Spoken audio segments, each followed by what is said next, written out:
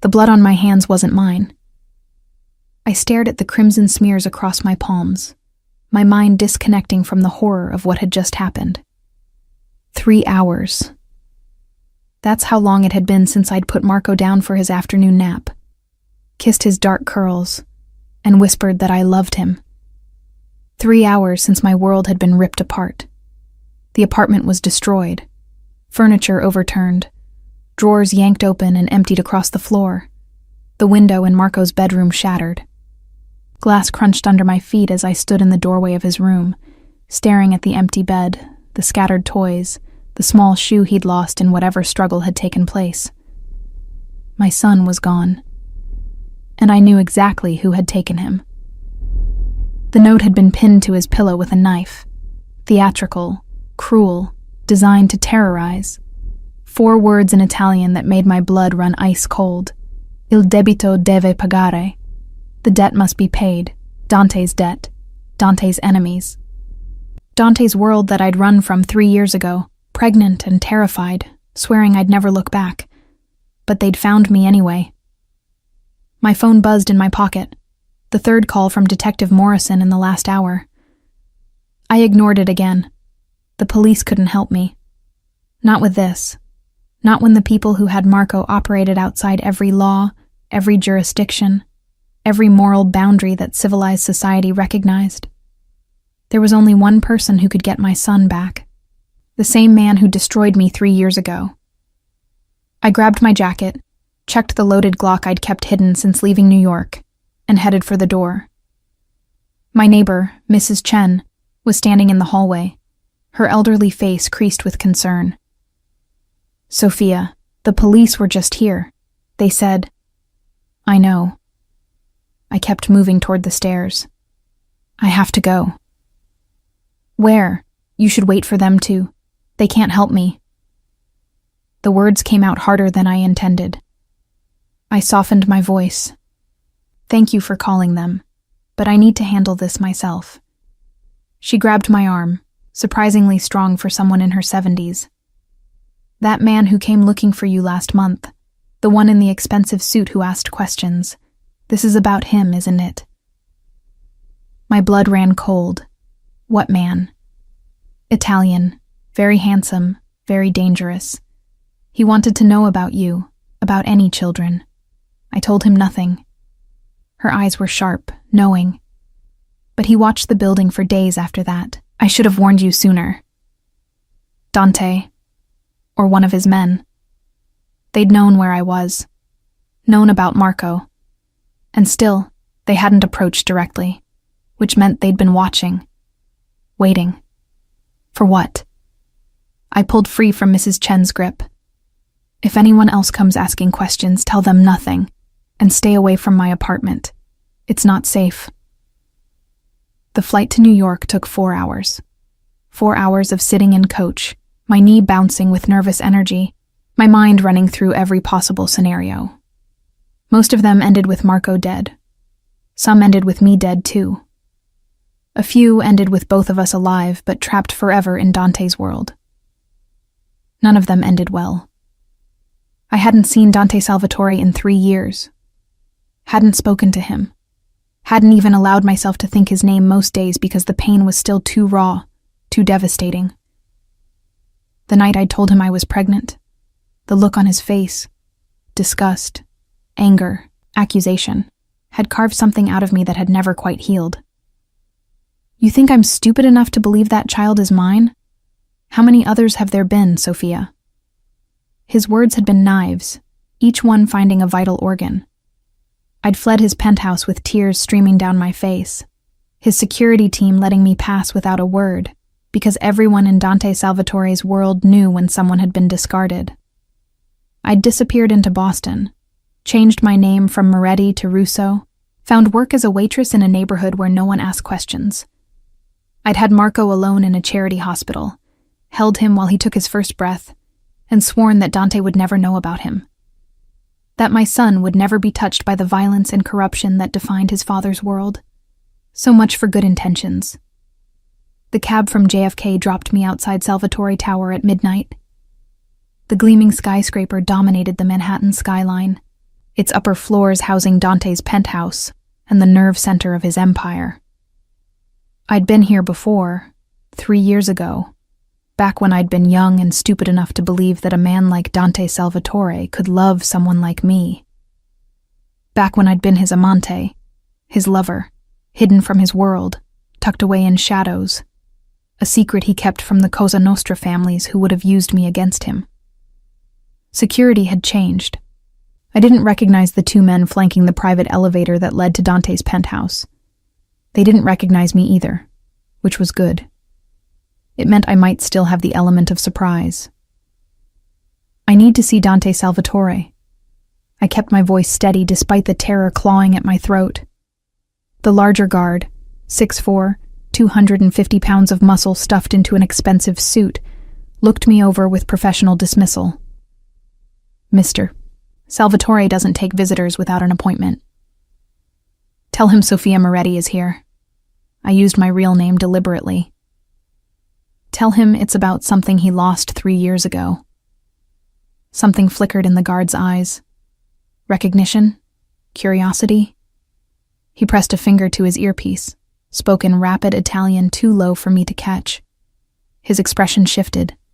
Surprise, wariness, something that might have been respect. Mr. Salvatore will see you. He stepped aside, gesturing to the elevator. He asked that you surrender any weapons before going up. I pulled the Glock from my jacket and handed it over butt first. That's the only one I'm carrying. The guard checked the magazine, cleared the chamber, and tucked it into his jacket. If you're lying and harm Mr. Salvatore, you'll die screaming. Understood? Completely. The elevator ride to the penthouse took 45 seconds.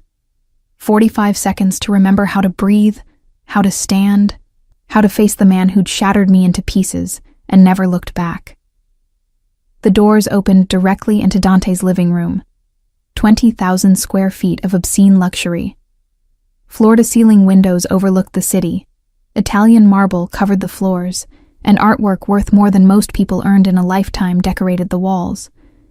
And standing in the center of it all, backlit by the glittering cityscape, was Dante Salvatore. 3 years had changed him. He was leaner, harder, his dark hair touched with gray at the temples that somehow made him even more devastating. He wore black slacks and a white dress shirt with the top 3 buttons undone, revealing the tanned column of his throat and the edge of his collarbone. His face, sharp cheekbones, strong jaw shadowed with stubble, a nose that had been broken at least once, was as brutally handsome as I remembered. But it was his eyes that destroyed me all over again. Dark brown, almost black, intense enough to strip away every defense I'd built over 3 years of survival. Those eyes tracked over me with predatory focus, cataloging every change. I'd lost weight, I knew. The stress of single motherhood and constant fear had hollowed my cheeks, sharpened my features. I'd cut my hair shorter, dyed it darker. I wore jeans and a leather jacket instead of the elegant dresses he'd once bought me. I looked nothing like the young woman who'd warmed his bed 3 years ago. His expression revealed nothing. Sofia Moretti, back from the dead. I need your help. The words tasted like ash, like surrender, like every nightmare I'd had about this moment. Do you? He moved closer with that fluid grace that had always reminded me of a predator. And why would I help you, piccola bugiarda? Little liar. The insult stung, but I'd expected it. Because they took our son. The temperature in the room dropped 20 degrees. Dante went absolutely still, his entire body tensing like a coiled spring. When he spoke again, his voice was soft, deadly, the voice that had sentenced men to death without raising an eyebrow. Say that again. Our son, Marco. He's 3 years old.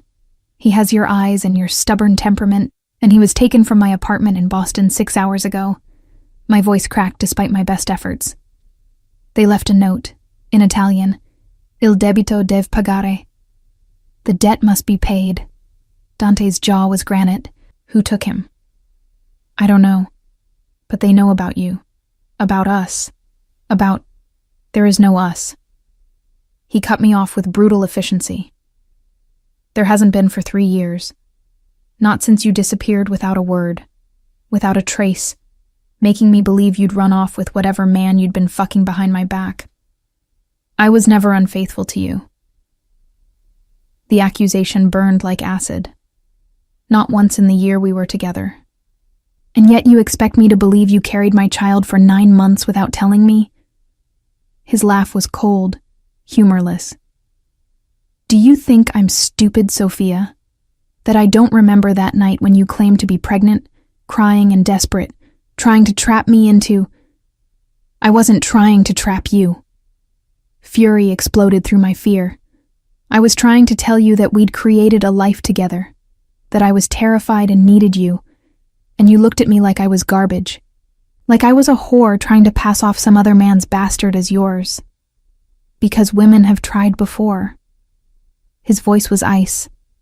Do you know how many have claimed to carry my child? How many have shown up with babies that mysteriously shared my eye color, my hair, my features? DNA tests prove them all liars, every single one. Then give me a DNA test. I stepped closer, closing the distance between us despite every instinct screaming to run. Take a sample. Run every test you want. But do it after you help me get Marco back, because every second we waste arguing is another second he's terrified and alone with people who will hurt him. Just to hurt you. Something shifted in his expression. You named him Marco. After my grandfather. My throat was tight. The only man in my family who was worth a damn. Dante studied me for a long moment. I couldn't read what was happening behind those dark eyes, but I felt the weight of his assessment, his calculation. He was deciding whether to believe me, whether to help, whether my son, our son, was worth his time. Finally, he pulled a phone from his pocket and pressed a single button. Luca, get up here now, and bring the DNA testing kit from the medical office. He ended the call and turned back to me. If you're lying, Sophia, if this is some elaborate scheme to extract money or favors or whatever pitiful game you're playing, I will destroy you. Completely. Do you understand? I understand. I met his gaze without flinching. And if you waste time with tests and threats while our son is being tortured by your enemies, I'll kill you myself. His smile was sharp, dangerous, and somehow approving. There's the fire I remember. The woman who told a room full of capos that their opinions on art were pedestrian and boring. That was before I knew they were all criminals. You knew exactly what we were. He moved closer still, invading my space, using his height and presence to intimidate. You knew from the first night, when you saw Giuseppe Caruso kiss my ring. You knew, and you stayed anyway because you liked the danger, the money, the power. He wasn't wrong. I'd been 23, naive, but not stupid, drawn to Dante's dark magnetism like a moth to flame. I'd told myself I could handle it, that I could be part of his world without being consumed by it. I'd been wrong. I stayed because I loved you. The admission cost me something. I stayed because I was stupid enough to believe you might love me back. Love. He said the word like it was poison. Love is for civilians, Tesoro, for people who can afford weakness. Then why did you keep me for a year? I challenged. Why did you come to my apartment 3 times a week? Why did you buy me books you'd read just so we could discuss them? Why did you hold me after nightmares and tell me about your mother? His expression closed off completely. I don't remember any of that. Liar. The elevator chimed, and a man stepped out. Tall, lean, with silver threading through his dark hair and a face marked by old scars. Luca Benedetti, Dante's consigliere, and the closest thing he had to a friend. Luca's eyes widened when he saw me. Sophia. Madonna.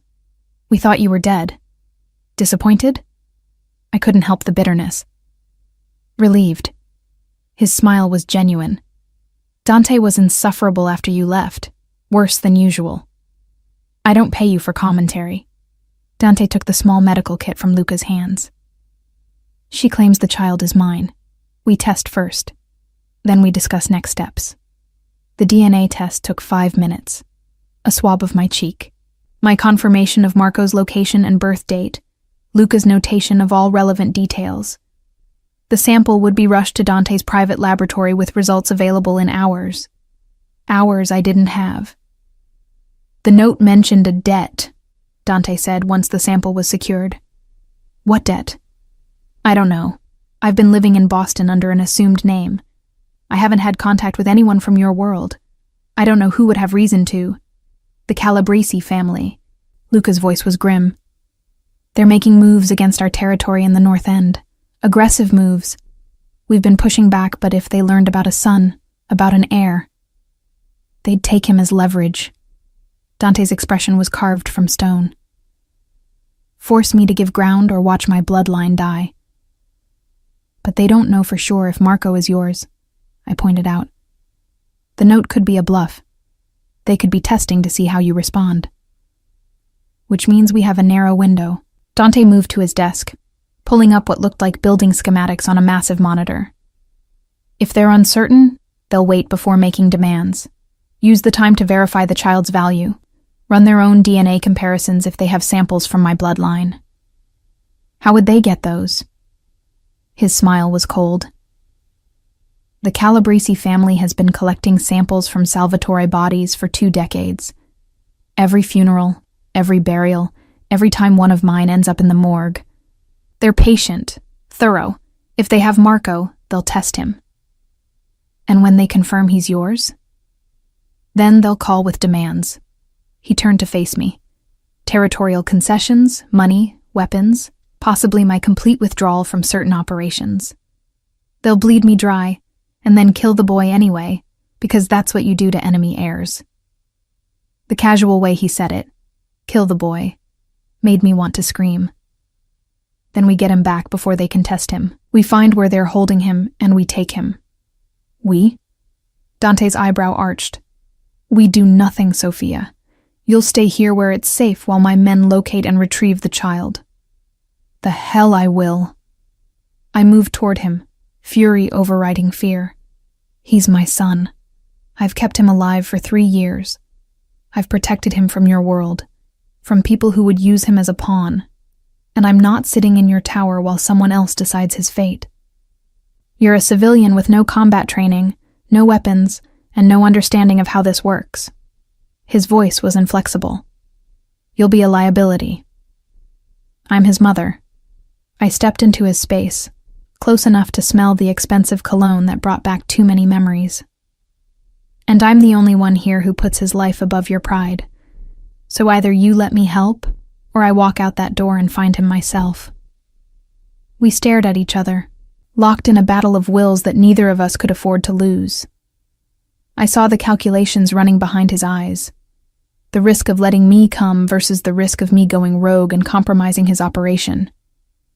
Finally, Luca cleared his throat.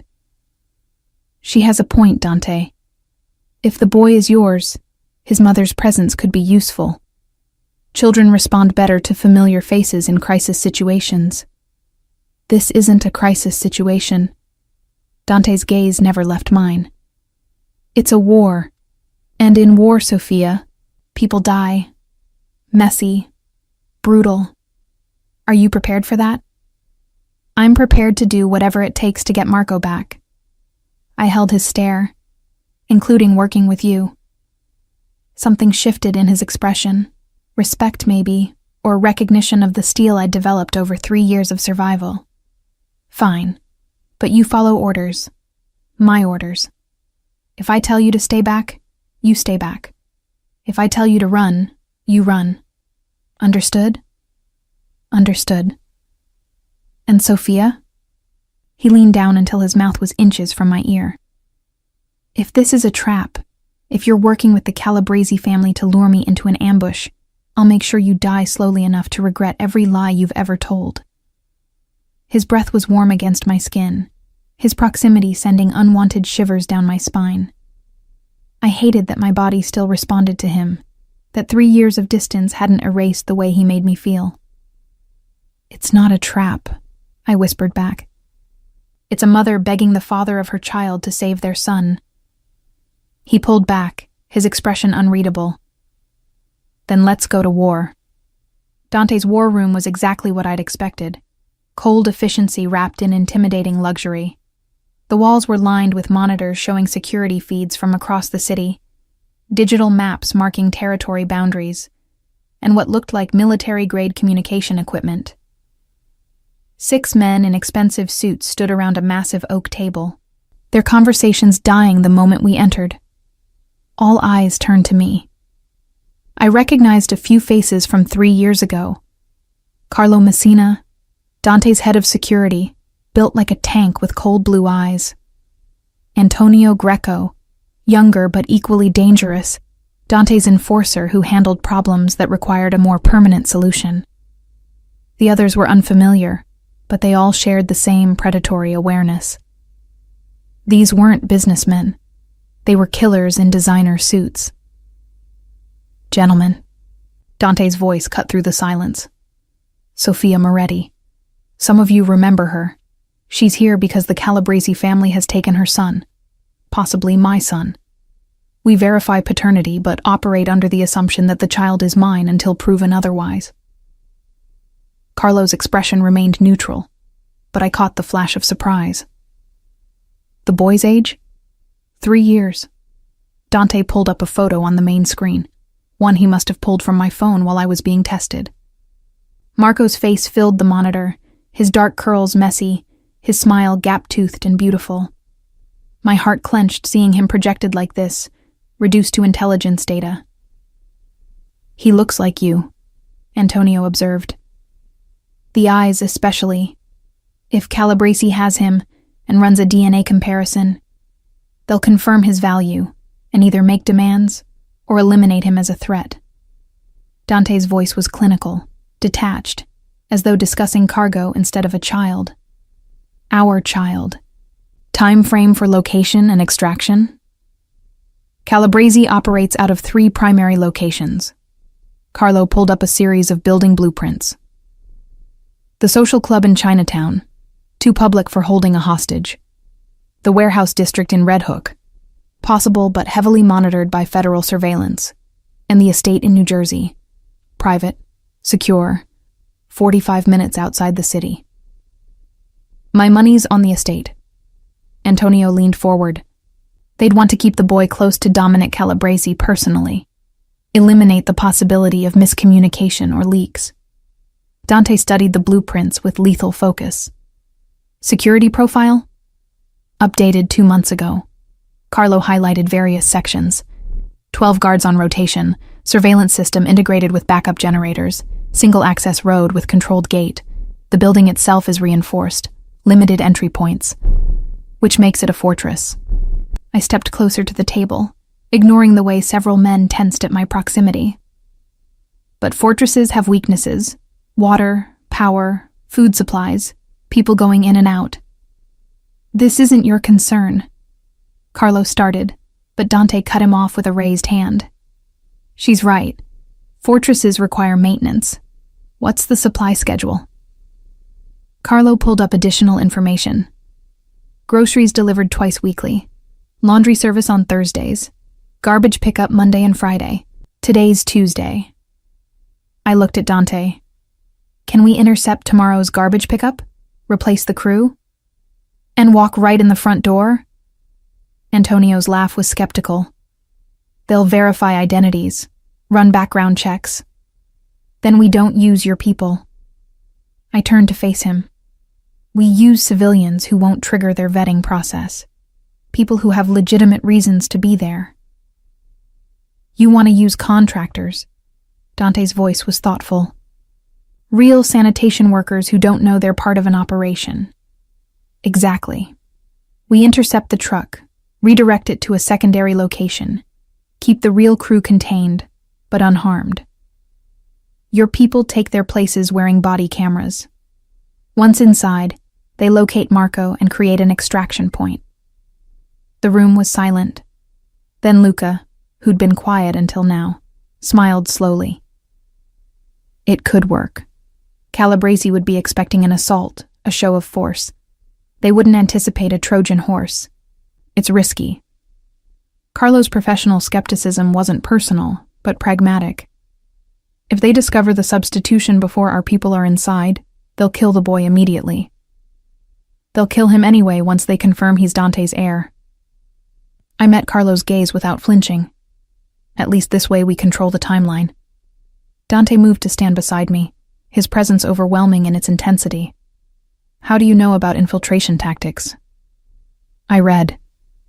It wasn't quite a lie. I'd spent 3 years researching everything I could about his world, about security protocols and extraction methods, preparing for the day his enemies might find me. And I dated a man who used to tell me stories about his operations when he thought I wasn't paying attention. Something flickered in his expression. Recognition, perhaps, of those late nights when he'd held me and talked about his day, trusting me with information he shouldn't have shared. Information I'd remembered. All right. Dante's decision was instant, absolute. We intercept the garbage truck tomorrow morning at 600. Carlo, you handle logistics. Antonio, I want 3 backup teams positioned around the perimeter. Luca, coordinate with our contacts in NYPD. I want traffic cameras offline during the operation. And me? I asked. You stay here. No. I stepped closer, lowering my voice so only he could hear. I know Marco. I know how he thinks, what frightens him, how to calm him down if he's panicking. You need me on site. What I need is for you to not die and make this entire operation meaningless. His jaw was granite. You'll monitor from here. If we extract Marco successfully, you'll be the first voice he hears over comms. That's the compromise. It wasn't a compromise. It was an order. But arguing in front of his men would undermine both of us. Fine. But I want a direct line to whoever's going in. No delays, no filters. Agreed. He turned back to his team. Dismissed. Briefing at 0500 tomorrow. Luca, stay. The men filed out, leaving the 3 of us alone in the war room. Luca moved to pour 3 glasses of whiskey from a crystal decanter, handing one to me without asking if I wanted it. To family, he toasted quietly. May we bring him home. The whiskey burned going down, warming the ice that had settled in my chest. Why are you helping me? 3 years ago you told me to leave Dante's world, that I was a liability he couldn't afford. I told you that you'd get hurt if you stayed, Luca corrected. I never said I wanted you gone. Dante was different with you, softer, more human. When you disappeared. Luca. Dante's voice was warning. She deserves to know. Luca met his friend's glare without flinching. You looked for her, Sophia. For 6 months, Dante had people searching everywhere. Hospitals, morgues, women's shelters, bus stations.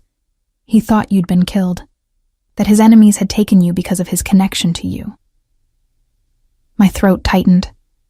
I didn't know. Because you vanished completely. Dante's voice was cold.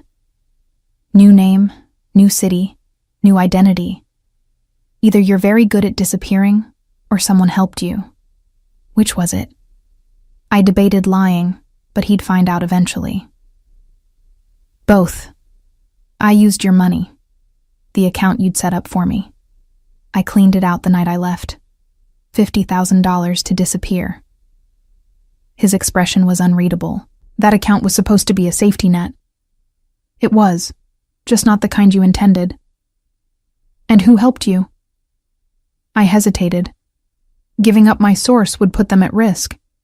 But Marco's life hung in the balance, and I couldn't afford to keep secrets. Lucia Ferretti. She ran your cover operations 3 years ago. She owed me a favor. Lucia Ferretti is dead. Dante's words were flat.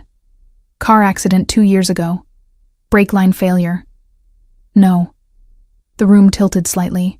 Lucia had been kind to me, protective, one of the few women in Dante's organization who hadn't treated me like a threat or a whore. Was it really an accident? Unknown.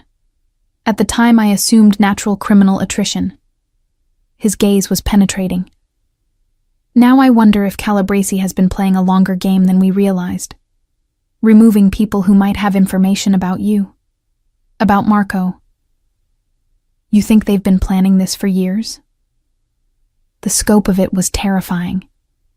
I think the Calabresi family is thorough. Luca pulled up additional files on the main screen. Look at this. Timeline of incidents over the last 3 years. 2 of our accountants died in what appeared to be random muggings. An attorney we used for custody disputes had a fatal heart attack at 42.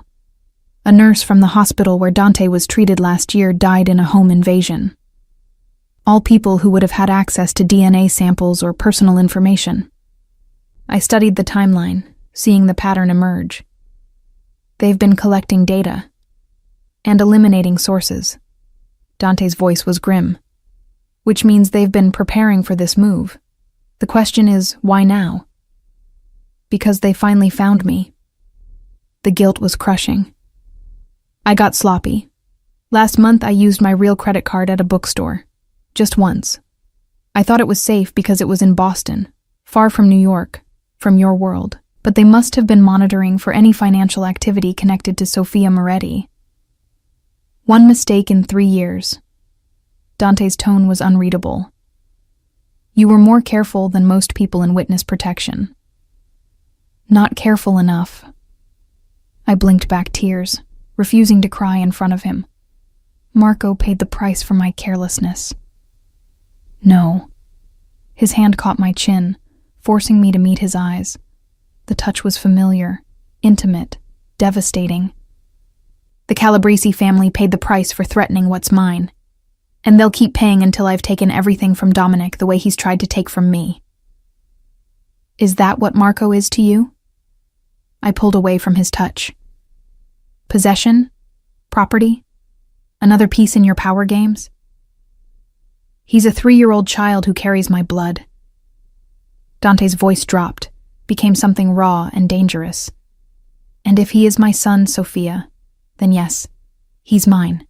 To protect, to raise, to train in the ways of this family. He'll have everything.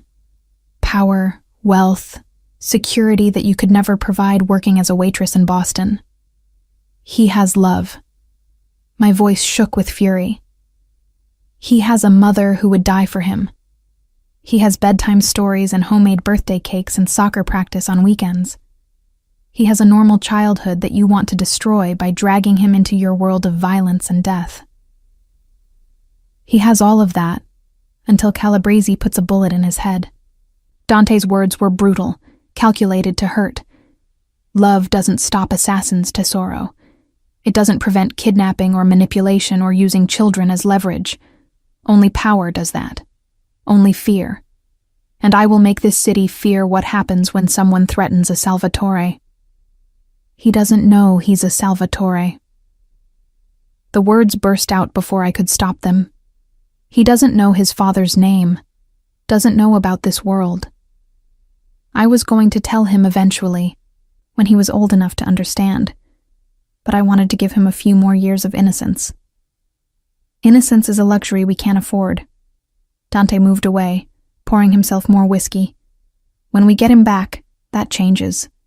He'll live here, be educated properly, learn what it means to be my heir. You haven't even met him. My voice rose. You haven't held him or heard him laugh or seen how he cries when he has nightmares.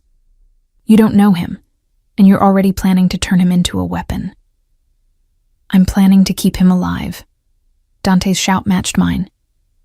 Do you understand what the Calabresi family will do if they confirm Marco's DNA? They won't just kill him quickly, Sofia. They'll torture him first. Film it. Send it to me piece by piece until I give them what they want. And when they've bled me dry, they'll kill him anyway and dump his body where it will be found as a warning to anyone else who crosses them. The image was so vivid, so horrific, that I swayed on my feet. Luca caught my arm, steadied me. "Sit down," he murmured. "When did you last eat?" I couldn't remember. The flight from Boston, the DNA test, the planning session, all of it had happened in a blur. "I'm fine." "You're pale and shaking." Luca guided me to a chair. "And no use to anyone if you collapse. I'll have food sent up." You need to be functional for tomorrow." Dante's voice was back to its usual control. "Eat, rest, we'll wake you when it's time." He was right, and I hated it. Hated that he was always right, always in control, always 3 steps ahead while I scrambled to keep up. "Where am I sleeping?" "Your old room, unless you'd prefer somewhere else." My old room. The bedroom I'd used during the year we were together. Decorated in soft blues and creams with a balcony overlooking the city and a closet full of clothes he'd bought me. I hadn't been able to take anything when I left, hadn't wanted reminders of what I was running from. "That's fine." I stood, pride keeping my spine straight even though exhaustion pulled at me. "Thank you." "Don't thank me yet, Sophia." His dark eyes held mine. "We haven't confirmed Marco is mine. If the DNA test comes back negative, you're on your own." The cruelty of it was breathtaking. You'd abandon him? A 3-year-old child being held by your enemies? I'd have no obligation to a child that isn't mine. His voice was implacable. This organization has resources, but they're not infinite. Every operation is calculated, every risk weighed against potential gain. If Marco isn't a Salvatore, he's not my concern. He's an innocent child. This world doesn't care about innocence. Dante moved closer, his presence overwhelming. It cares about power, about bloodlines, about debts and territories and old grudges. You left to protect Marco from this reality. But reality found you anyway, and now you need me, need my power, my violence, my willingness to do things that would destroy you. So don't stand there and judge me for the same ruthlessness you're begging me to use on your behalf. He was right.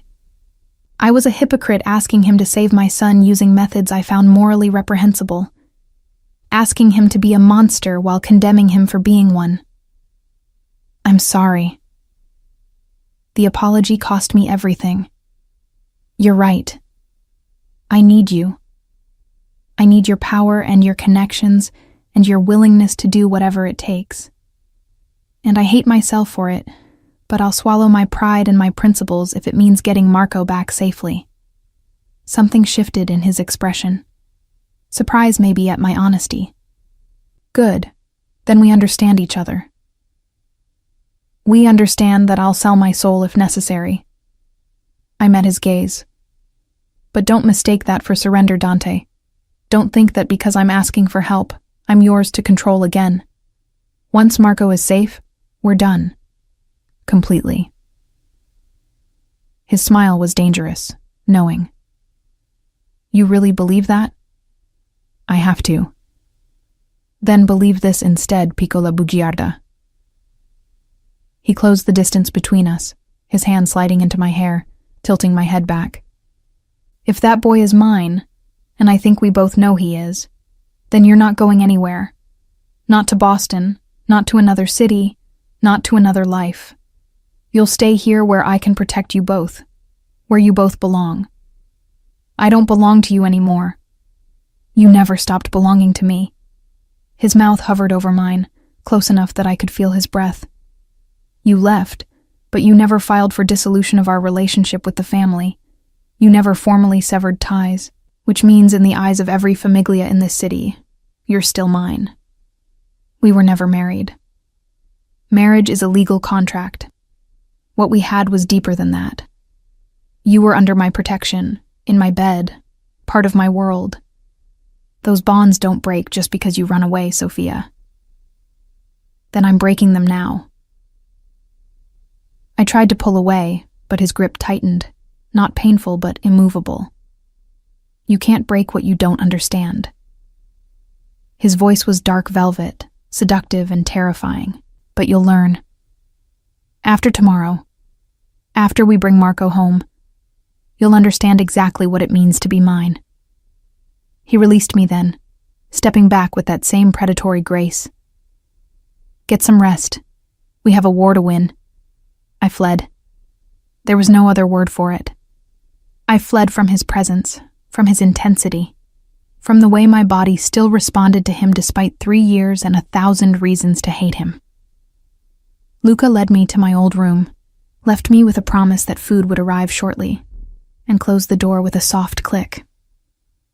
Alone, finally, I let myself crumble, sank onto the bed I'd once shared with Dante, and pressed my face into the pillow to muffle the sobs that tore through me.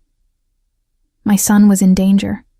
I was trapped in the world I'd escaped, and the man I'd once loved, might still love, God help me, was treating this like a business transaction. But he was my only hope. Tomorrow we'd go to war. And somehow, I'd find the strength to face whatever came next. For Marco. Always for Marco. The DNA results arrived at 3 a.m. I wasn't sleeping. Hadn't been able to despite the exhaustion weighing down my bones. I'd paced the length of my old room for hours. Memories assault me from every corner. The balcony where Dante and I had shared wine and stories under the stars. The bathroom where he'd drawn me baths and washed my hair with surprising gentleness. The bed where we'd made love with an intensity that had terrified and exhilarated me. This room had been my sanctuary once. Now it felt like a beautiful prison. The knock was soft, respectful. I opened the door to find Luca holding a manila envelope, his expression carefully neutral. The results? My voice was hoarse. Dante wants to see you in his office. The walk down the hallway felt endless. My heart hammered against my ribs, each beat a prayer I didn't know how to voice. Please let him be Marco's father. Please let Dante care enough to help. Please let this nightmare end. Dante's office was exactly as I remembered. Dark wood, leather, floor-to-ceiling windows overlooking the city. He stood with his back to the door, silhouetted against the pre-dawn sky, holding what I assumed was the test results. Close the door. His voice was quiet, controlled, revealing nothing. I obeyed, my hands trembling slightly as I pressed my back against the wood. Well? He turned then, and I saw something in his eyes I'd never seen before. Confusion, uncertainty, something almost like fear. 997% probability of paternity. He read from the paper in his hands. Marco Russo is my biological son. The relief was so intense it nearly drove me to my knees. Thank God. You're welcome. His dark humor was unexpected. Tell me about him. What? Marco, you've had him for 3 years. I want to know everything. Dante moved to the bar, poured 2 glasses of whiskey, and handed one to me without asking. Start at the beginning. I took the glass but didn't drink yet. Why? Because he's my son and I've missed 3 years of his life. Something raw flickered across his face. Because you've known him every day since he was born, and I don't even know what color his eyes are. They're brown, like yours. The words came easier than I expected. He was born August 15th at 3:47 in the morning, 8 pounds, 3 ounces. He came out screaming and didn't stop for 20 minutes. The nurses said he had a temper. A Salvatore trait. Dante's lips twitched slightly. He walked at 11 months, said his first word at 9 months. No, of course. I found myself smiling despite everything. He's stubborn, determined, throws tantrums when he doesn't get his way. But he's also sweet and funny and so smart it scares me sometimes. What else? He loves dinosaurs. Has a stuffed T-Rex named Chompy that he takes everywhere. He hates broccoli but will eat any other vegetable if I make airplane noises. He's terrified of thunderstorms but fascinated by rain. He wants to be a paleontologist when he grows up. I was rambling, I knew, but Dante listened with absolute focus. He'd moved to sit on the edge of his desk, whiskey forgotten, his entire being concentrated on learning about the son he'd never known existed. He has nightmares sometimes. My voice softened. About monsters under the bed. I told him monsters aren't real, but he didn't believe me until I gave him a flashlight and we checked together every night for a month. Smart boy. Verify your intelligence before accepting comfort. Dante's approval was clear. What does he know about me? Nothing. I met his gaze. I told him his father had to go away for work, that you didn't know about him, that someday when he was older, I'd help him find you if he wanted, and if he didn't want, then I wouldn't force him. I set down my untouched whiskey. He deserves to choose his own relationships, Dante. Even with his father. He's 3. He can't make those kinds of decisions. He's 3 now. But eventually he'll be old enough to understand what you are, what you do, and he'll have to decide if he wants that life. He won't have a choice. Dante's voice hardened. He's a Salvatore. That's not a decision. It's a destiny. So was I supposed to be? The words escaped before I could stop them. You used to talk about the future, about what it would be like when things were stable enough to be public about us, about legitimizing our relationship in the eyes of the families. That was before you left. I left because you accused me of being a whore and implied our child was a bastard conceived with another man. The old wound tore open fresh. You didn't even give me a chance to explain, to prove myself. You just decided I was guilty and discarded me. Women have used pregnancy to trap men since the beginning of time. But his voice lacked conviction now. I'd seen it before, multiple times. Women claiming to carry my child to secure financial settlements or gain status. So you assumed I was like them, that I'd spent a year in your bed, in your life, learning your secrets and seeing your vulnerabilities, just to trap you with a fake pregnancy. The hurt was still there, sharp and cutting.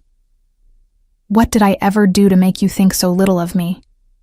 You were too perfect. His admission was quiet. Too genuine. Too good for the world I inhabit. I kept waiting for the other shoe to drop, for you to reveal your true motives. When you came to me that night, crying and desperate, claiming to be pregnant, it fit. It made sense. The innocent girl was finally showing her cards. So you destroyed me preemptively. I blinked back tears. You know what the worst part was? Not the accusations, not even the rejection. It was the look in your eyes, like I was nothing, like our entire year together had been meaningless. It wasn't meaningless. He stood, closing the distance between us.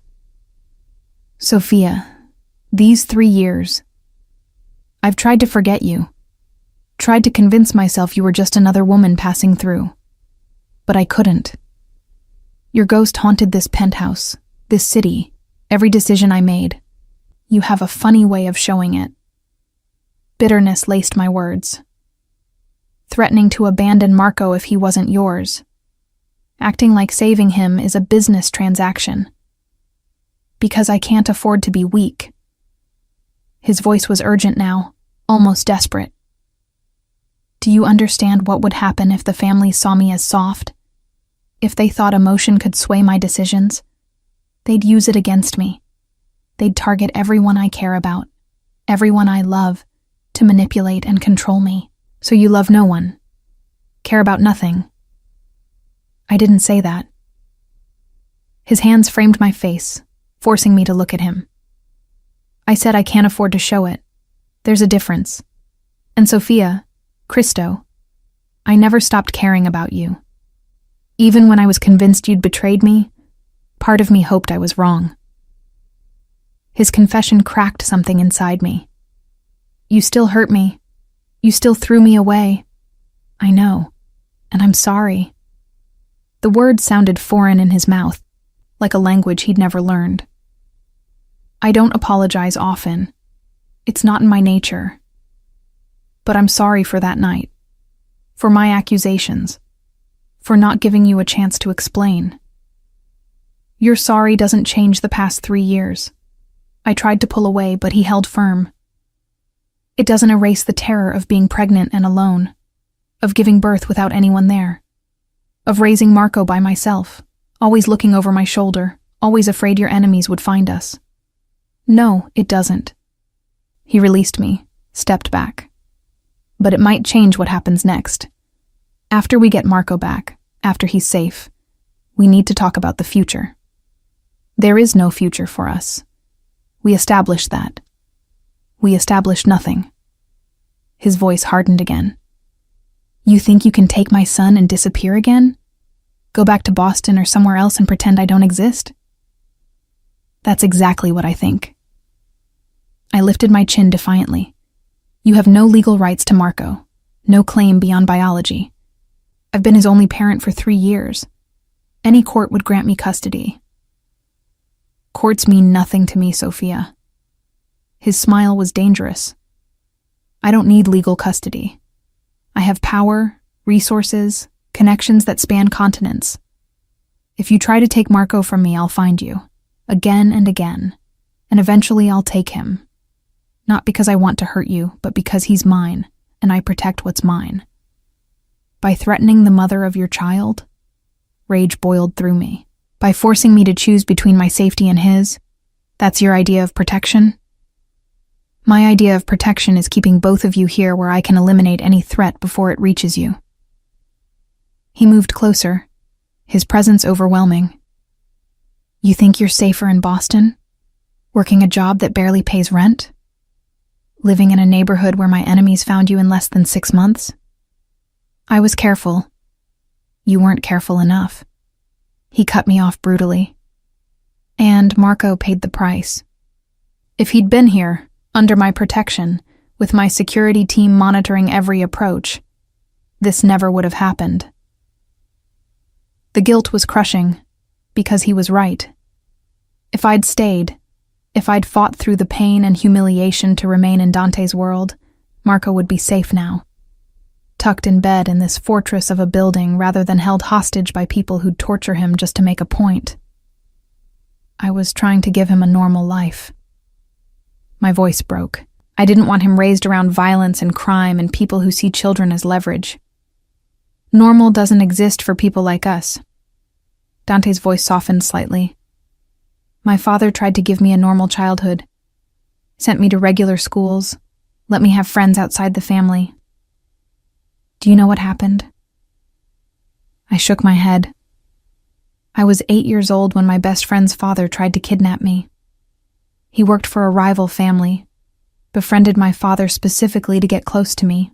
They grabbed me after school, held me for 36 hours, beat me when I wouldn't stop crying for my mother. His jaw was granite. My father got me back, killed everyone involved.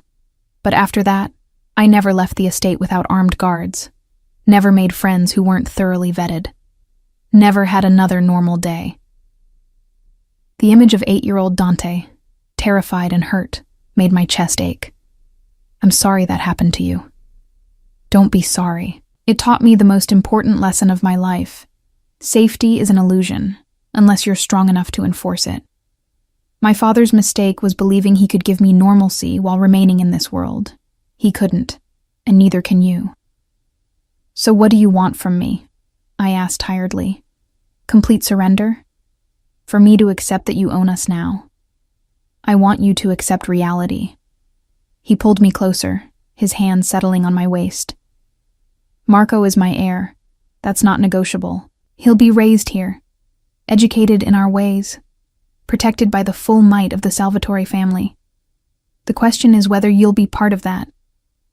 Whether you'll stay as his mother and my... Your what? I challenged when he hesitated. Your mistress? Your kept woman? The whore you were convinced I was 3 years ago? My wife. The words hung between us like a detonation. I stared at him, certain I'd misheard. What? Marry me. His voice was firm, absolute. Not because I'm trying to trap you or control you, but because Marco deserves parents who are united. Because the families need to see that you're not a weakness, but a partner. Because, Cristo, because I want you, Sophia. I've wanted you since the moment you left. And now that I know Marco exists, now that I have a son, I want us to be a family. You're insane. I tried to pull away, but his grip was immovable. You think I'd marry you after everything? After you rejected me, threatened me, accused me of betraying you? I think you'll marry me because it's the smart choice. His voice dropped, became seductive. As my wife, you're untouchable, protected by every alliance I've built, every obligation that binds the families. You'd have security, resources, the power to protect Marco in ways you never could alone. I'd also be trapped, forever bound to you, to this world, to a life I've spent 3 years escaping. You'd be a queen. He leaned down, his mouth hovering over mine. My queen, ruling beside me instead of hiding in shadows, raising our son together instead of fighting over him, building something neither of us could achieve alone. And if I say no? His smile was dark, knowing. Then we share custody. Marco splits his time between this penthouse and whatever location I deem secure enough for you. You'll see him. I'm not cruel enough to separate a child from his mother. But he'll know his father, learn his heritage, become a Salvatore whether you approve or not. It wasn't really a choice. He was offering me the illusion of decision while making it clear the outcome was predetermined. Marco would be raised in Dante's world. The only question was whether I'd be present for it. I need time to think. You have until we extract Marco. Dante's hand slid up to cup my face. Once he's safe, once we've neutralized the Calabrese threat, you'll give me your answer. And Sophia, think carefully, because this offer won't come again. And if I refuse, then I'll take Marco anyway. His honesty was brutal. And you'll spend the rest of your life fighting for scraps of time with him, watching him grow into the man I raise him to be, always wondering what might have been different if you'd chosen to stay. He kissed me then, not asking permission, simply taking what he wanted. His mouth claimed mine with devastating skill, reminding my body of everything it had missed, everything it still craved despite 3 years of distance. I should have pushed him away, should have slapped him, cursed him, reminded him that he couldn't just demand my life and expect compliance. Instead, I kissed him back. Hated myself for it, but kissed him anyway, pouring 3 years of pain and longing and desperate need into the contact. His hands tangled in my hair, angling my head to deepen the kiss, and I felt myself melting against him, despite every logical reason not to. When we finally broke apart, both breathing hard, his eyes were molten. That's what I thought. That proves nothing. My voice was unsteady. It proves you still want me. Still feel this between us. He traced my lower lip with his thumb. And before you deny it, I want you too, Tesoro. I've wanted you every day since you left, so we can keep fighting, keep pretending we don't affect each other, or we can accept what's already obvious and build something real from it. Real, I laughed bitterly. There's nothing real about this. You're manipulating me, using my love for Marco to force my compliance. I'm offering you a partnership. His voice was firm. Yes, on my terms, in my world. But a partnership nonetheless. You'd have input into Marco's education, his life, his future. You'd be my equal in every way that matters. Except I could never leave. Why would you want to? He challenged. What's waiting for you in Boston? A minimum wage job? An apartment with broken heating? Constant fear that my enemies will find you again? He wasn't wrong. The life I'd built was unstable, fragile, one disaster away from collapse. But it had been mine, My choices, my rules, my freedom. I'll think about it. It was the best I could offer. That's all I ask.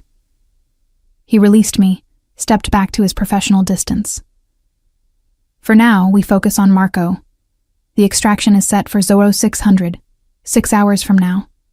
Get some rest. You'll need it. I can't sleep. Try anyway. He moved back to his desk, began reviewing documents as though we hadn't just had a life-altering conversation. And Sophia, whatever you decide about us, I will be Marco's father. That's not negotiable. So think carefully about whether you want to fight me for the next 15 years or partner with me. I left his office without responding, my mind spinning. Back in my room, I collapsed onto the bed and tried to process everything. Dante wanted to marry me, wanted us to be a family, wanted Marco raised as his heir. And God help me, part of me wanted it too. Wanted the security, the resources, the protection that came with being Dante Salvatore's wife. Wanted Marco to know his father, to grow up with advantages I could never provide alone. But the cost was my freedom, my independence, my soul. Outside the window, dawn was breaking.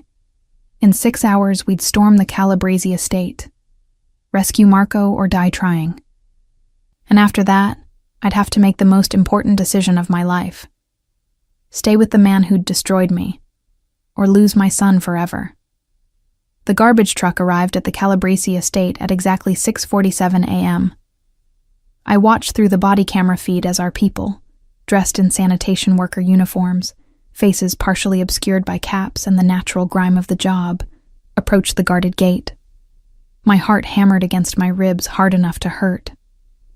"Steady," Dante murmured beside me in the command center. He'd been monitoring the operation with that terrifying calm, his dark eyes tracking every movement across multiple screens. They're trained for this. They're walking into a fortress, my hands clenched in my lap. If anything goes wrong, then we adapt. His hand covered mine briefly, squeezed once. Trust the plan, Sophia. On screen, the guard approached the truck. Carlo, leading the operation, handed over fabricated work orders while keeping his face angled away from the security cameras. The conversation was brief, professional. The guard checked his clipboard, made a notation, and waved them through. "First checkpoint cleared," Luca announced from his position at the communications console. "Proceeding to secondary access point." I watched as the truck drove through manicured grounds toward the estate's service entrance. Every second felt like an eternity. Somewhere inside that building, Marco was being held. My baby. Terrified. Alone. Probably crying for me. The truck stopped at the service entrance. More guards. More inspection. Carlo maintained his cover perfectly. Bored sanitation worker on a routine job, wanting to finish quickly and move to the next pickup. "They're in," Luca confirmed as the guards allowed access to the loading area. Deployment in 3, 2, 1. The body cameras showed quick, efficient movement as our people split into predetermined teams. Carlo and 2 others headed toward the main waste collection points, their cover maintaining legitimacy. But Antonio and 3 others peeled off, moving through service corridors with maps memorized down to the inch. "Target location is 2nd floor East Wing," Dante narrated quietly, more for my benefit than the team's. They had earpieces. They knew the plan. Intelligence suggests high-value assets are kept in reinforced rooms with limited access points. "How old is your intelligence?" I couldn't help asking. 72 hours, but infrastructure doesn't change that quickly. On Antonio's camera feed, I saw them reach a stairwell. They moved up with weapons drawn now, cover abandoned. This was the critical moment. If they were discovered now, before locating Marco, the entire operation would collapse into violence. "Contact." Antonio's voice came through, barely a whisper. 2 guards, North Corridor. "Status." Dante's voice was steel. "Neutralized. Non-lethal, concealed. Relief flooded through me. We'd agreed. No killing unless absolutely necessary. Not because of morality, but because bodies created investigations, complications. Unconscious guards bought us time. The cameras showed Antonio's team progressing through the corridor, checking rooms systematically. My breath caught every time they opened a door, hoping and dreading in equal measure. Then, got him. Antonio's voice was urgent. Second door on the right, single guard outside. Can't confirm if there are others inside. How certain are you it's the target? Dante leaned forward. Door has 3 deadbolts and a keypad. Nothing else on this floor has that level of security. Dante's decision was instant. Breach. Now. What happened next took maybe 30 seconds but felt like hours. Antonio's team moved with practiced precision, one man taking down the guard silently, while another worked the keypad with some kind of override device. The door opened. The camera showed a small room, sparsely furnished, a bed, a chair, toys scattered on the floor, and Marco. My son sat in the corner, his small body pressed against the wall, his face tear-stained and terrified. He wore the same dinosaur pajamas he'd been sleeping in when taken. His dark curls were messy, his eyes, Dante's eyes, huge with fear. Marco! I was on my feet before I could think, my hands pressed against the screen as though I could reach through it. Oh God, Marco! Sophia, let them work. Dante's hand on my shoulder, firm but not harsh. Antonio knelt before Marco, keeping his movements slow, non-threatening. Through the audio feed, I heard him speak in accented but clear English. Marco, my name is Antonio. Your mama sent me to bring you home. Marco's eyes went wider. Mama? Yes, she's waiting for you. But we need to leave right now, okay? Can you come with me? My son hesitated, his gaze darting to the door as though expecting a trap. Smart boy, cautious. But then he nodded, reaching for Chompy, his stuffed T-Rex, and took Antonio's outstretched hand. Target secured, Antonio reported. Exfiltrating now. Negative, a new voice, one of the perimeter team. We have movement, multiple vehicles approaching the estate. This is not normal traffic pattern. Dante cursed in Italian. They know. How? Unknown, but we have maybe 5 minutes before those vehicles reach the gate. Change of plans. Dante's tactical mind was already adapting. Antonio, proceed to extraction point Beta. Carlo, create a diversion. We need attention drawn away from the east wing. Perimeter teams, prepare to engage if necessary. Dante. I grabbed his arm. Marco will be in the crossfire. Not if we control the battlefield. He was already moving to a different console, pulling up building schematics. Luca, contact our people inside NYPD. I want units responding to shots fired at the Calabrese estate, but not for another 10 minutes. Buy us time. On it. I watched helplessly as the feeds showed organized chaos. Carlo's team set off fire alarms, creating confusion. Antonio carried Marco now, moving faster, the boy clutching Chompy and looking terrified, but blessedly quiet. They reached the extraction point, a service door that led to the perimeter fence, just as the approaching vehicles arrived at the main gate. Through exterior cameras, I saw at least 8 men pouring out of SUVs, all armed, all moving with military precision. Who are they? I demanded. Calabrese reinforcements. Dante's jaw was granite. Someone tipped them off, or they had scheduled check-ins with their guards, Luca suggested. Either way, we're compromised. Antonio's team reached the fence line. They'd cut through earlier, creating an exit point hidden by landscaping. But now, with alarms blaring and armed men flooding the estate, every second mattered. Go, go, go, Dante commanded through the comms. I watched Antonio pass Marco through the fence to one of our perimeter team members. My son was crying now, scared by the noise and chaos. Then Antonio was through, and they were running toward the extraction vehicles positioned on the adjacent property. Gunfire erupted. Not aimed at them, not yet. But inside the estate, as Calabrese men discovered the unconscious guards, the breached room, the missing child. Shouting in Italian, orders being barked, confusion creating the precious seconds we needed. All teams, exfiltrate now, Dante ordered. Abandon cover. Priority is getting out alive.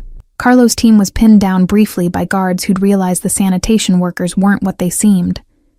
But our perimeter teams provided covering fire, controlled, precise shots that forced the guards to take cover rather than pursue. Then everyone was falling back, running for the extraction vehicles. I saw Marco being buckled into an SUV, Antonio beside him, talking to him in soothing tones I couldn't hear, but could imagine. They're clear, Luca confirmed. All teams accounted for.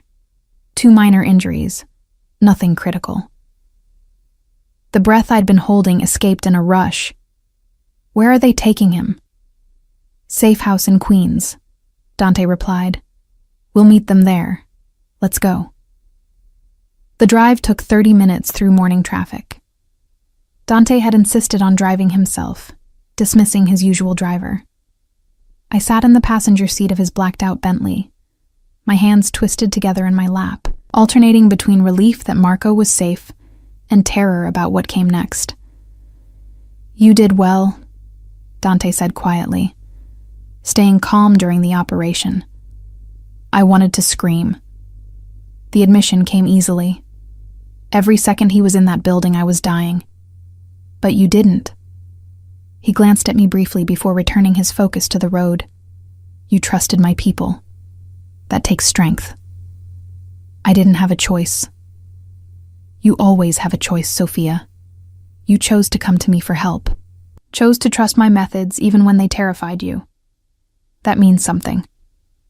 Before I could respond, his phone rang. He answered via the car's Bluetooth. Talk to me. It's Antonio. The boy is safe, physically unharmed, scared but responsive. He's asking for his mother. My heart clenched. I'm coming. 20 minutes. Copy that. Sophia, he's a brave kid, held himself together better than some adults would have. That's my son, I said. Pride and love and overwhelming relief making my voice thick. Dante ended the call, his expression thoughtful. He has your strength, and my stubbornness. Dangerous combination. The world doesn't stand a chance. His laugh was genuine, warm. No, it doesn't.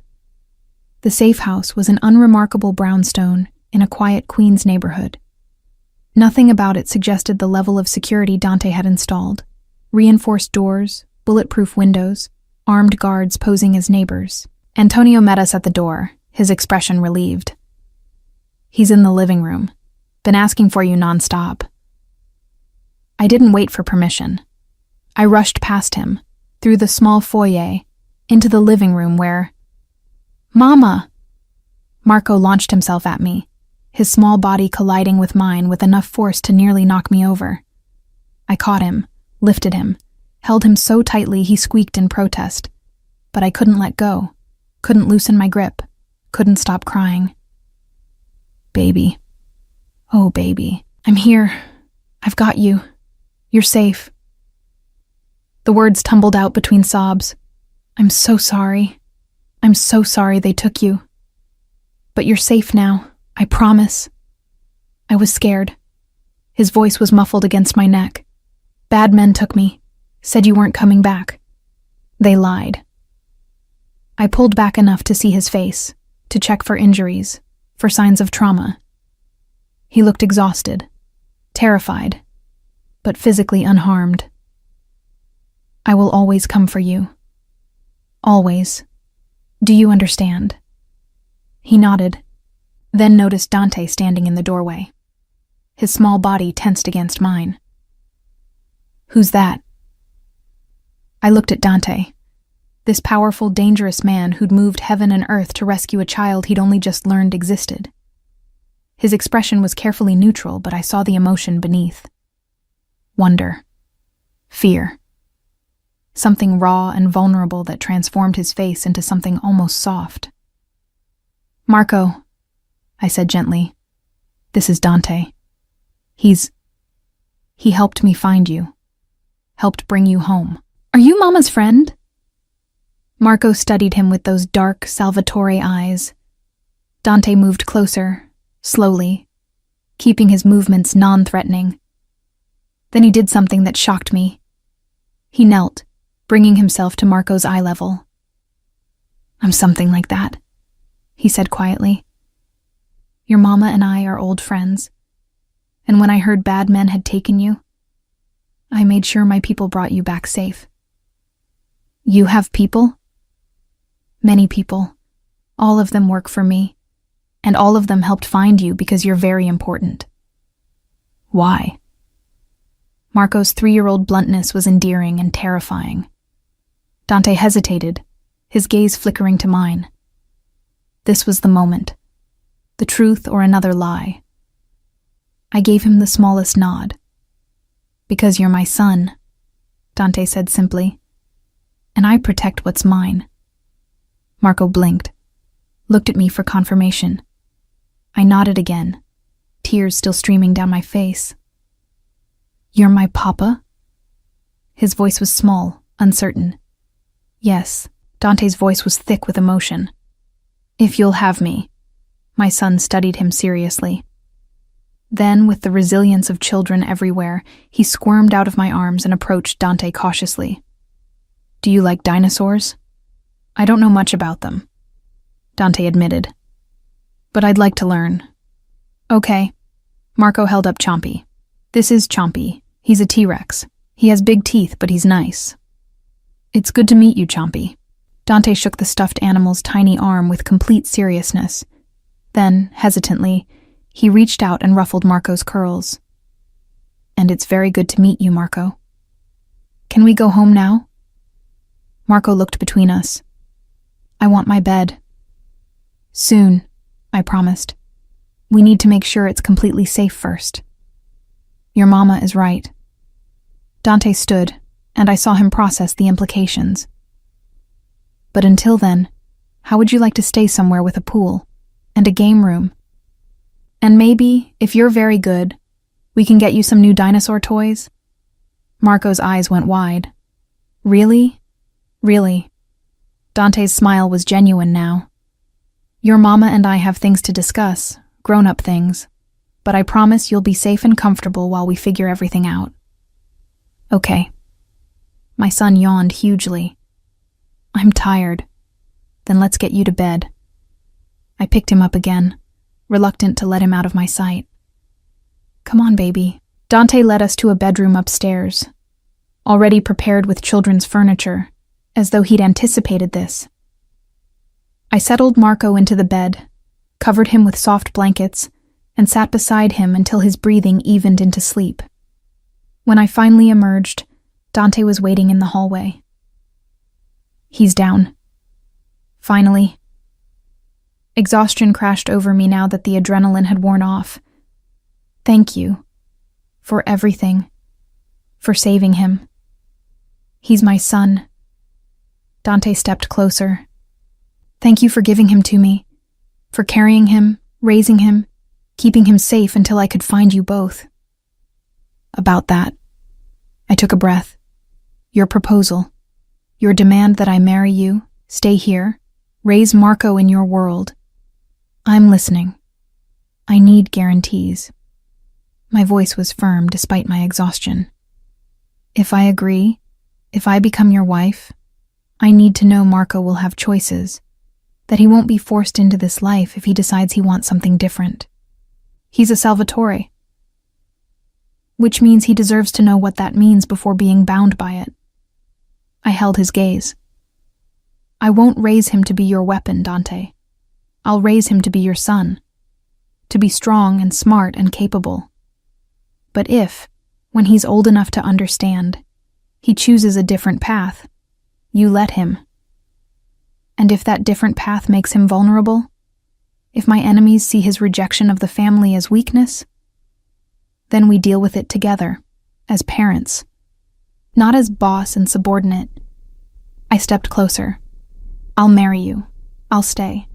I'll be your partner in this insane, dangerous world, but only if you promise me that Marco gets to choose his own future. Dante was quiet for a long moment. I watched calculations run behind his eyes.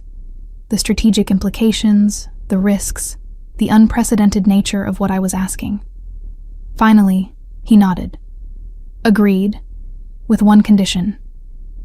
What? He trains anyway, learns self-defense, strategy, how to read people and situations. Those skills serve him regardless of what path he chooses. And if he does choose to walk away from the family, he does it as a Salvatore, with strength, not weakness. I can accept that. I extended my hand formally.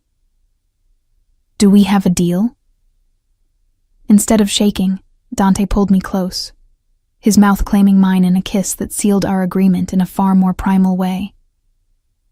When we finally broke apart, both breathing hard, his voice was rough with desire and something deeper. We have a deal, futura moglie. Future wife. Now let's go home and start building the family we both deserve. The next 3 weeks were a blur of adjustment and revelations. Marco adapted to life in Dante's penthouse with the resilience of childhood. His room, decorated with dinosaur murals that appeared overnight, became his sanctuary. Dante hired a child psychologist who specialized in trauma, ensuring Marco processed his kidnapping in healthy ways, and Dante himself surprised me daily. I watched him read bedtime stories with the same intensity he brought to business negotiations. Saw him negotiate with a 3-year-old over vegetables with more patience than he showed his capos. Found them building elaborate dinosaur habitats with blocks. Dante on his knees in a $1,000 suit, completely absorbed. You're good with him, I observed one evening after Marco had finally fallen asleep. He's easy to love. Dante's admission was quiet, though exhausting. How did you manage alone for 3 years? Necessity, stubbornness, occasional breakdowns in the bathroom where he couldn't hear me cry. He pulled me close, his arms secure around me. You'll never have to do that again. Cry alone, I mean. I'm here now. We're here. The engagement ring appeared 2 weeks after Marco's rescue, a stunning emerald-cut diamond flanked by sapphires. Dante slid it onto my finger during a quiet dinner after Marco was asleep, his expression vulnerable in a way I'd never seen. This belonged to my grandmother, he said softly. She wore it for 60 years. My grandfather gave it to her the day he claimed her as his wife. It's only right that you wear it now. Dante. I stared at the ring, overwhelmed by the weight of tradition it represented. Are you sure? This is a family heirloom. You're family now.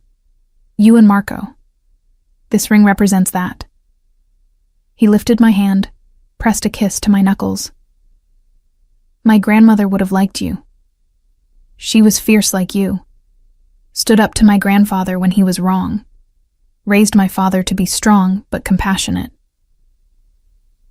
What happened to her? Cancer. When I was 15, she made my grandfather promise to find me a wife like her. Someone who wouldn't simply obey but would challenge me, push me, make me better. His smile was sad. He died before keeping that promise. I thought I'd never find what they had. Then I met you. I kissed him, pouring emotion I couldn't voice into the contact. We'd been physically careful around each other since reuniting. Too much history, too much pain. But that night, we finally gave in to the need that had been building. He carried me to his bedroom, our bedroom now, and made love to me with a tenderness that destroyed every defense I'd built. This wasn't the desperate passion of our early relationship. It was deeper, more certain, the claiming of two people who'd found their way back to each other through darkness. Afterward, wrapped in his arms with the city lights painting patterns across the ceiling, I finally said the words I'd been holding back. I love you. I loved you 3 years ago and I never stopped, Even when I hated you for hurting me. Even when I ran. Even when I thought I'd never see you again. His arms tightened. I love you too, Tesoro. More than power, more than pride, more than anything in this world. You and Marco, you're my redemption. But redemption, I learned, came with a price. The Calabresi family hadn't accepted Marco's rescue quietly. Dominic Calabresi, the head of their organization, had lost face. His fortress had been breached, his hostage recovered, his plans destroyed. Men like that didn't forgive such insults. The first attempt came on a Tuesday. Dante and I were reviewing wedding plans with the coordinator, a tasteful affair for 200 guests at St. Patrick's Cathedral, when Luca burst in, his face grim. We have a problem. Calabresi made a move against one of our shipping operations. 12 men, coordinated attack. We repelled them, but 2 of ours are dead. Dante went cold, controlled. Retaliation? Already in motion, but Dominic sent a message with the bodies. He wants a sit-down, says he's willing to negotiate terms for ending hostilities. It's a trap, I said immediately. He wants you exposed, vulnerable. Probably. Dante stood, already shifting into his role as Don. But refusing would make me appear weak. We go, with appropriate security. No, I stood too. We don't go. We send a message back. You don't negotiate with terrorists, and you don't reward attempted kidnapping by giving him face-to-face time. Sophia, he took our son. My voice rose. He held him captive, terrified him. Probably would have killed him if we hadn't extracted him first. And now he wants to negotiate? No, absolutely not. Dante studied me for a long moment. Then, surprisingly, he smiled. What would you suggest instead? Eliminate the threat, not Dominic himself. That would start a war we might not win. But his operations, his income streams, his power base. Take them apart piece by piece until he's too weak to be a problem. That could take months. Then we take months. I moved closer. You told me once that this world doesn't care about innocence, that it's about power and fear and old grudges. Fine. Let's make Dominic Calabresi fear what happens when you threaten a Salvatore. Make him an example to every other familia that might think Marco is a vulnerability. Luca was grinning. I like how she thinks. So do I. Dante pulled me close, kissed me hard. All right, we do it your way. Luca, start compiling intelligence on Calabresi operations.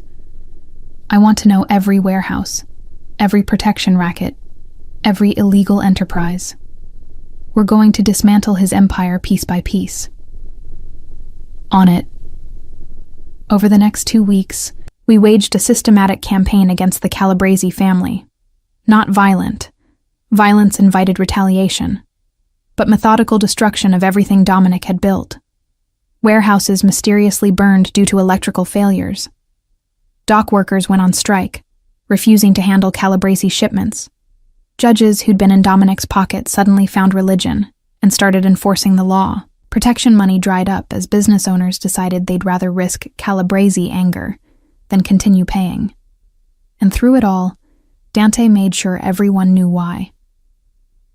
The Salvatore family protects its own, he told every capo, every soldier, every person with ears to hear.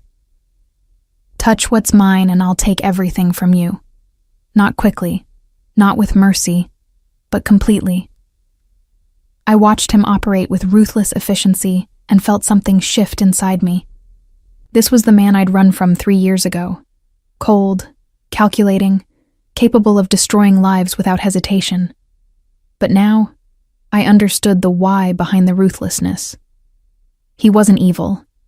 He was a predator protecting his territory, his family, his son. And I'd become part of what he protected. More than that, I'd become his partner in protection. When Luca brought intelligence about a Calabresi meeting at a restaurant in Little Italy, I was the one who suggested the strategy. Don't attack them.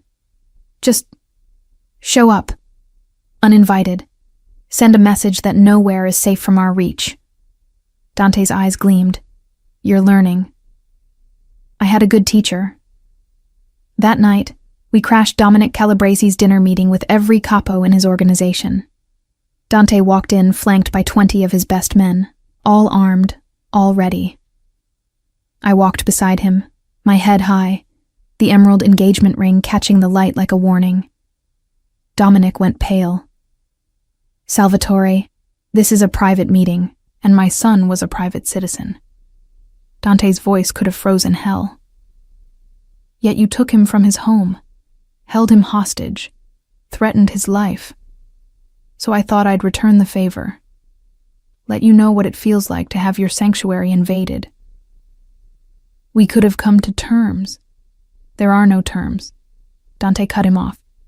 There's only this. You attempted to harm my heir. In any civilized society, that's a capital offense. I could kill everyone at this table and no familia would question my right to do so. Silence. Absolute. Terrified. But I'm not going to kill you, Dante continued. I'm going to let you live knowing that I could have. That I was merciful when I had no obligation to be. And if you ever come near my family again, I'll revisit this decision. Understood? Dominic nodded slowly, his usual arrogance crushed under the weight of Dante's power. Good.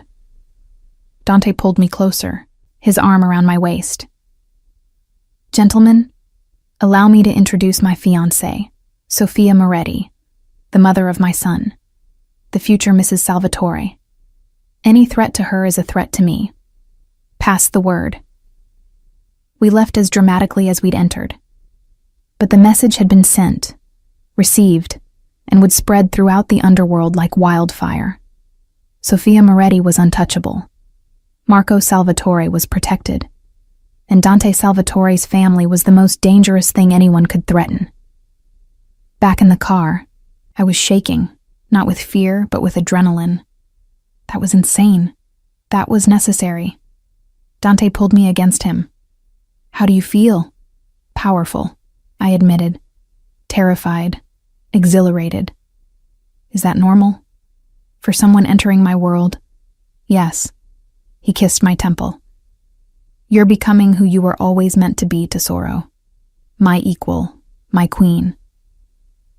Your partner, I corrected. That too. When we returned to the penthouse, Marco was asleep. But we stood in his doorway for long minutes, watching him breathe, seeing our future in his peaceful face. We did it, I whispered. We kept him safe. We'll always keep him safe. Dante's voice was absolute. Whatever threats come, whatever enemies emerge, we face them together. Together, I agreed, and meant it with everything I had. The wedding took place 6 weeks after Marco's rescue on a crisp December morning that painted Manhattan in gold and white. St.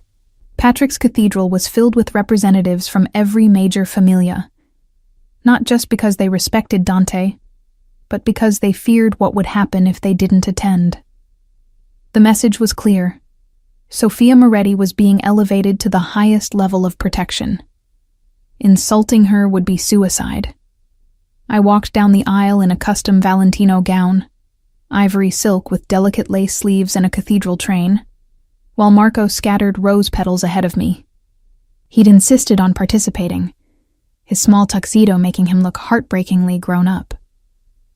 Dante waited at the altar in a black tuxedo, his dark eyes never leaving mine as I approached.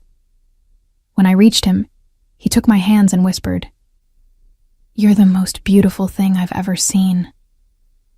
You're not so bad yourself." The ceremony was traditional Catholic, conducted by a priest who'd known Dante's family for generations.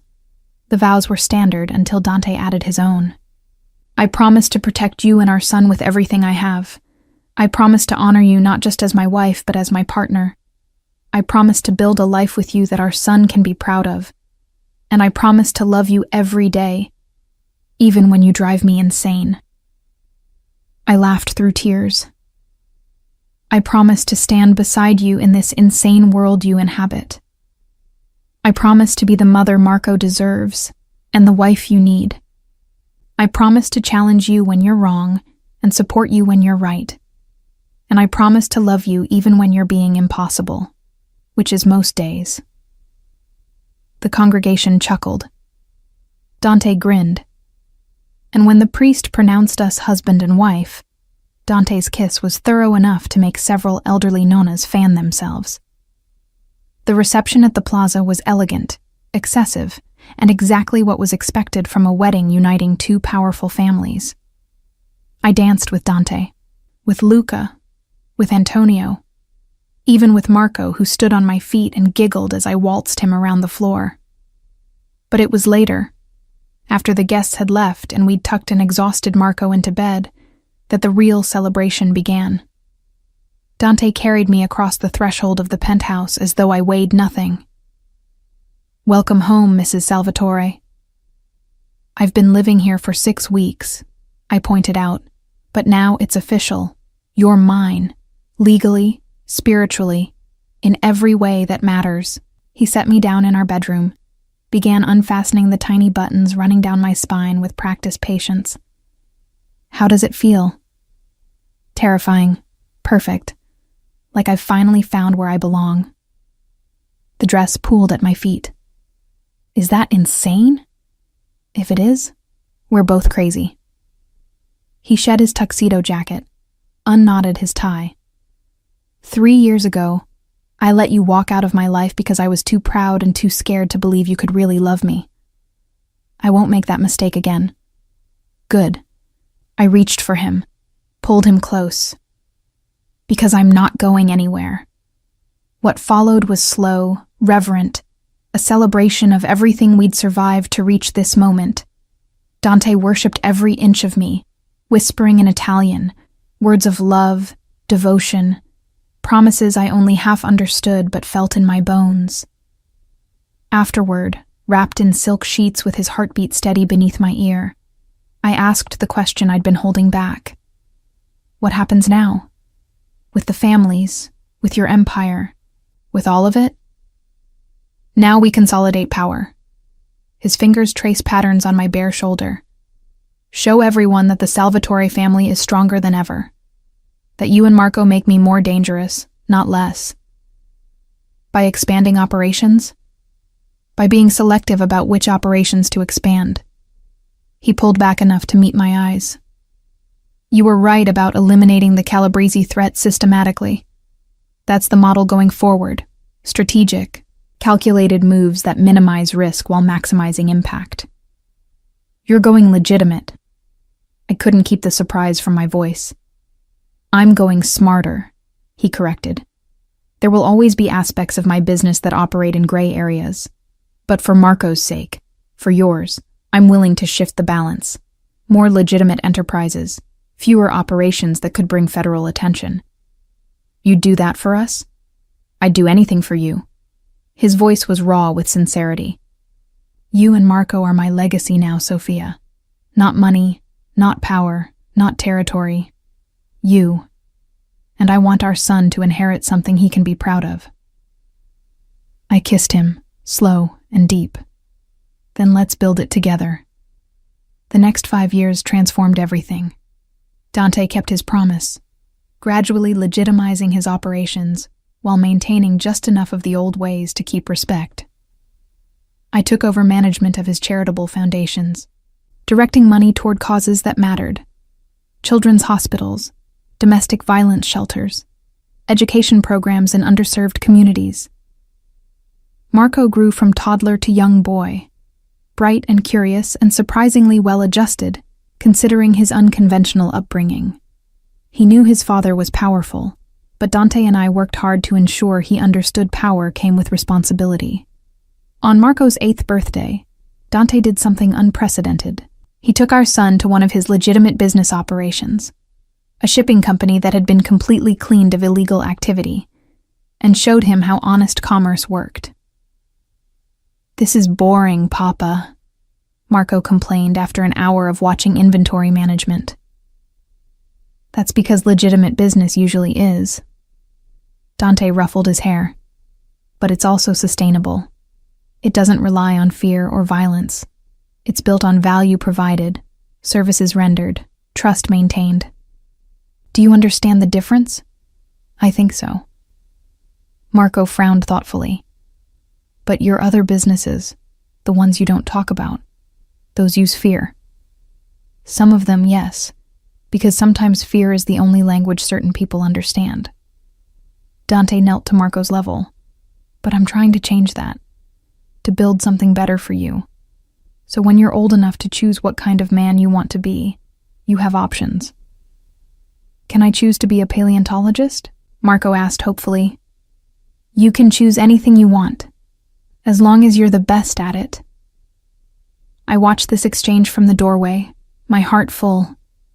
This was the life I dreamed of when I ran 3 years ago. Dante as a father who empowered rather than controlled. Marco, with choices rather than obligations. That night, after Marco was asleep, Dante found me on our bedroom balcony overlooking the city. What are you thinking about? He wrapped his arms around me from behind. How much has changed? How much I love our life. I leaned back against his solid warmth. How grateful I am that you found us. I think you found me. He pressed a kiss to my neck. You ran into my world looking for salvation and gave me something I never knew I needed. What's that? A reason to be better, to build something that outlasts me.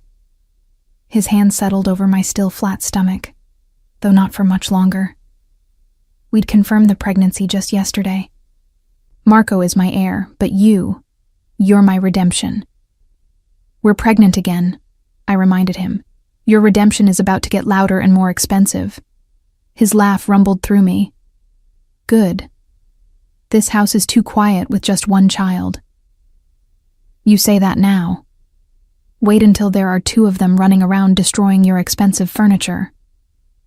It's just furniture, Tesoro. Family is what matters. I turned in his arms, looking up at the man who'd claimed me, broken me, and ultimately saved me. Do you ever regret it? Taking me back? Giving Marco?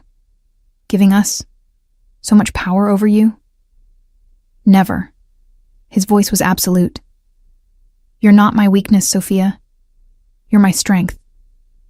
And every day I get to watch you become more of who you were meant to be. Fierce, brilliant, untouchable. You're not just the mother of my children.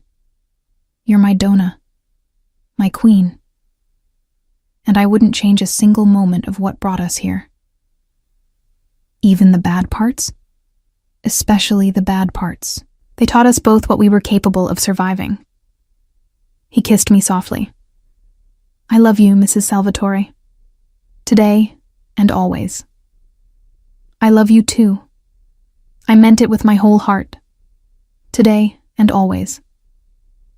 Years later, I would look back on this moment as the real beginning. Not our wedding, not Marco's rescue, but this quiet declaration on a balcony overlooking the city that had tried to destroy us and failed. We'd built something neither of us could have achieved alone. A family forged in fire, tested by enemies, and strengthened by choosing each other every single day.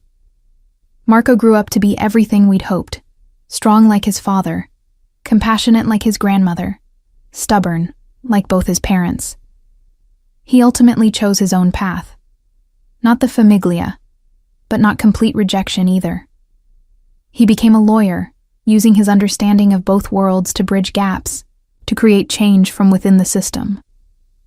Our daughter, born 9 months after that balcony conversation, grew up knowing she was loved, protected, and free to choose her own destiny. And Dante and I? We ruled together. Not through fear, though his reputation ensured respect, but through strategic power, carefully cultivated alliances, and the absolute knowledge that threatening one of us meant answering to both. The Salvatore name became synonymous not just with power, but with protection. People who needed help, women fleeing dangerous situations, children trapped in abusive homes, victims of trafficking, found their way to our organization. We became what my younger self would have never believed possible, a force for good operating within the gray areas of society. Do you think Marco understands? I asked Dante years later, watching our son graduate law school with highest honors. Understands what? That he was loved enough to have choices, that his father rebuilt an empire so he'd never have to choose between survival and his soul. He knows. Dante's arm came around me. Because we showed him every day, and if he ever doubts, he can look at us, at what we survived to build this life, and know that love is stronger than fear. That family isn't about obligation, but about choice. That he's free, because we chose to be bound to each other. We did good, I said softly. We did perfect, he corrected. Because we did it together. And that, ultimately, was the truth I'd spent 3 years running from and 5 years learning. Alone, we were broken pieces of damaged people. But together we were unbreakable. I'd run into Dante Salvatore's world looking for salvation. I'd found a partner, a family, and myself. And God help anyone who tried to take that away.